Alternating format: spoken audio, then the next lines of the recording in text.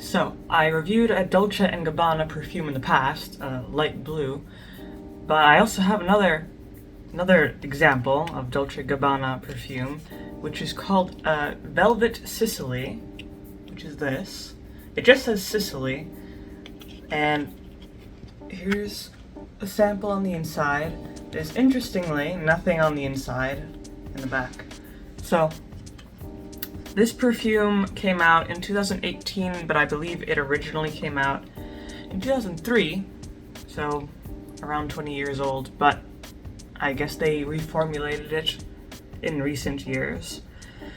Here's the sample up close. Sicily. Now, I don't know why in some places it's called Velvet Sicily, but in other places it's just called Sicily. Apparently it's part of something called the Velvet Collection from Dolce & Gabbana, whatever that is, but I got this perfume sample mainly because I was looking for something that has some refreshing notes but also some warmer notes, and from what I can tell so far, or from what I've tried so far, this sample definitely satisfies those criteria.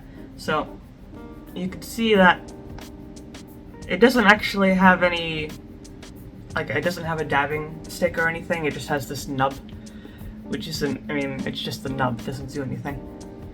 But I put some on my wrist here. So, I already tried it on before, so it's kind of dried. But of course, putting it on fresh is a completely different story. So, the top notes are mainly Sicilian bergamot, and you can get that right away, although I wouldn't say the bergamot or the citrus in general. It's not super strong in your face sort of thing. It's more kind of like a distant citrus kind of refreshing note, which is good because sometimes you don't want a citrus note punching you in the face right away. You just want something a bit more light, a bit more natural, that sort of thing. Other than that, the middle notes are jasmine and black rose, and I wouldn't say the jasmine is too prominent, especially in comparison to the rose. The rose is really kind of the body of the perfume, and it has a really nice natural lightness. Nothing in this perfume is overly powerful or overly overpowering. This is a very light and natural, very enjoyable perfume. And then the base notes are heliotrope, Australian sandalwood, and musk. So the musk is a really nice kind of warm note that balances out the citrus in the top and then the floral notes. I wouldn't say it's a very powerful musky scent. It just has that aura of warmth. And there's also a little bit of sweetness mixed in with that warmth, especially as you wear it over time, which I imagine is just kind of the floral notes kicking in. And yeah, I think mainly the sweetness comes from probably the rose, most of all. And it almost has a spiciness, almost like a saffron kind of spice. Not a hot spice, but just kind of a mellow, warm spice. And that also makes this quite appealing, because it has those refreshing opening notes, but then it has a more comforting kind of warmth. So, yeah, this came out in 2018 in contrast to the original, which came out in 2003, and interestingly, the original 2003 version has a few different notes. I haven't smelled the original personally, but the notes for that are aldehydes, bergamot, which is unchanged, the bergamot, orange blossom, honeysuckle, and banana. I have never heard of banana used in perfume before. I can imagine it would probably smell something like banana candy, which, I don't know, seems kind of strange to me.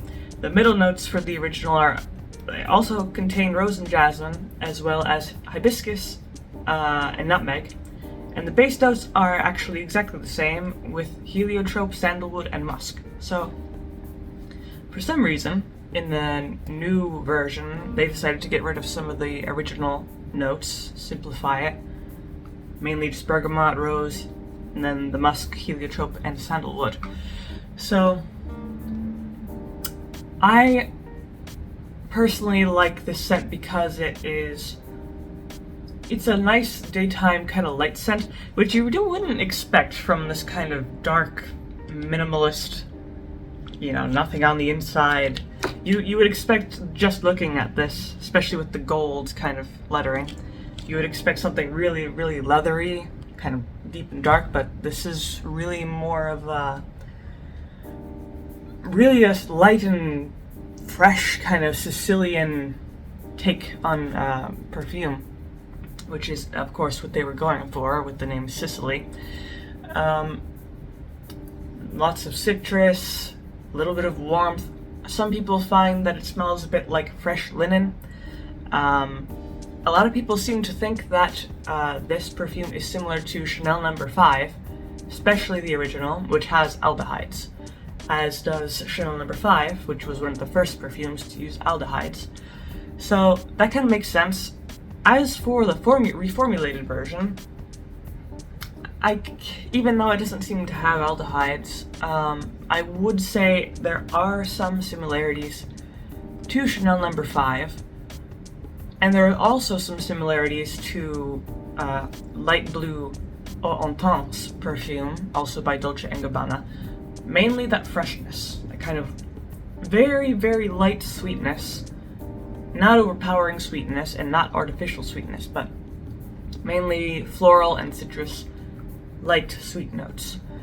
And for that reason, I would say that this perfume is really, really good for wearing just out and about during the daytime. If you want to freshen up, have something nice, refreshing perfume on you. I wouldn't say that there's anything in this perfume that people might not like. There's not any kind of controversial scents in here, like civet or anything. As the main critique that I have is the longevity, which is unusual because this is an eau de parfum, and usually they last quite a long time. But I would say that this perfume really doesn't last all that long, because I put some on earlier in the day, and I found that it faded pretty quickly, probably only around 3 hours or so. It could be that I didn't put enough on, but in general, it doesn't seem to last very long, which is just the main con that I have to say about it.